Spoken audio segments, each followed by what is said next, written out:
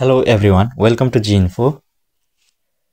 अघिल्लो भिडियोमा चाहिँ मैले नागरिक लगानी कोषको ई सर्भिस रजिस्टर गर्ने कुरा देखाएको थिएँ भने अब ई सर्भिस रजिस्टर गरिसकेपछि आएको युजर नेम र पासवर्डलाई प्रयोग गरेर कसरी हामीले केवाइसी भर्न सकिन्छ भनेर देखाउन गइरहेको छु। यसको लागि कुनै पनि ब्राउजर खोलेर सर्च बारमा NLK टाइप गर्नु होला। त्यो गरिसकेपछि सुरुको लिंक NLK भनेर आउनेछ, त्यसमा क्लिक गर्नु होला।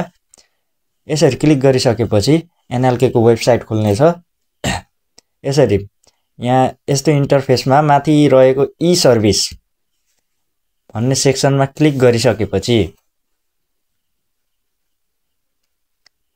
यहाँ रहेको छ ई सर्भिसमा क्लिक गरिसकेपछि हाम्रो लगइन इन्टरफेस खुल्नेछ।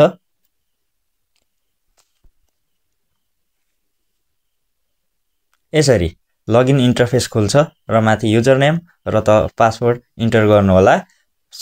यदि तपाई पहिलो पटक गर्दै हुनुहुन्छ भने मेसेजमा आएको पासवर्ड चाहिँ परिवर्तन गर्नुपर्ने हुन्छ अनि पासवर्ड परिवर्तन गरिसकेपछि पुनः यही पेजमा आएर यसरी लगइन गर्नु होला।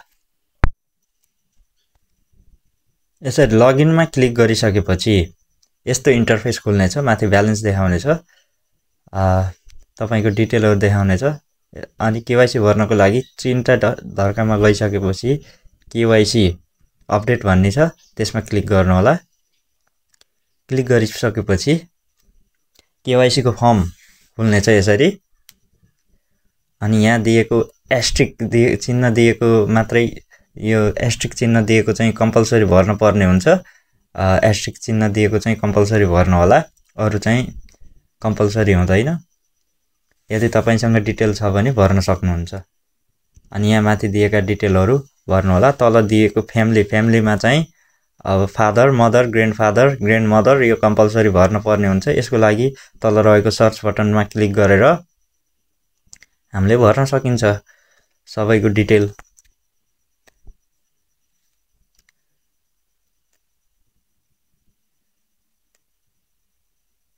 अब यहाँ सर्च बटनमा क्लिक गरिसकेपछि रिलेसनशिप क्लिक गर्नु होला। अनि मानव फादरको क्लिक गर्नुभयो भने फादर नेम क्लिक गरेर यदि अलाइभ हुनुहुन्छ भने यहाँ टिक मार्क गर्नु होला।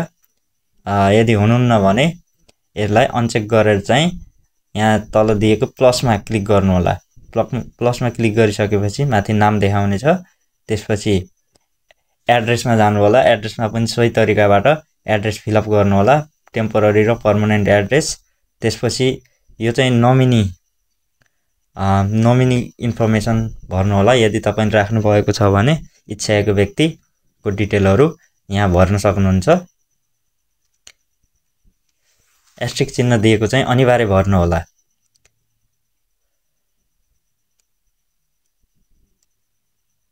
त्यसपछि नोमिनीको फोटो अपलोड गर्नु होला। यहाँ एस्ट्रिक चिन्ह नदिए पनि अपलोड गर्नु होला। अनि त्यसपछि नोमिनीको नागरिकता अथवा अरु कुनै डकुमेन्ट अपलोड गर्नु होला। त्यसपछि यहाँ गार्जियन इन्फर्मेसन चाहिँ माइनरको लागि हो, यो चाहिँ खासै आवश्यक हुँदैन।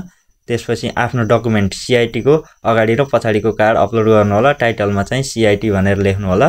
त्यसपछि बैंकको डिटेल भर्नु होला। आफ्नो बैंकको डिटेल भरिसकेपछि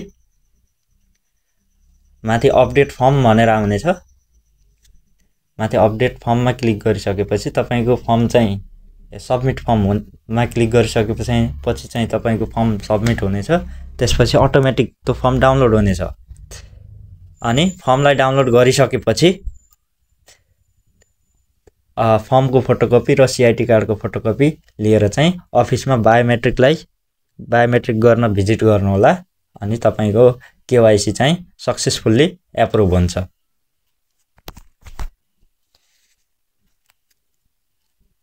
यसरी तपाईहरु पनि सजिलैसँग आफ्नो ई सर्भिस रजिस्टर गरेर केवाइसी अपडेट गर्न सक्नुहुन्छ।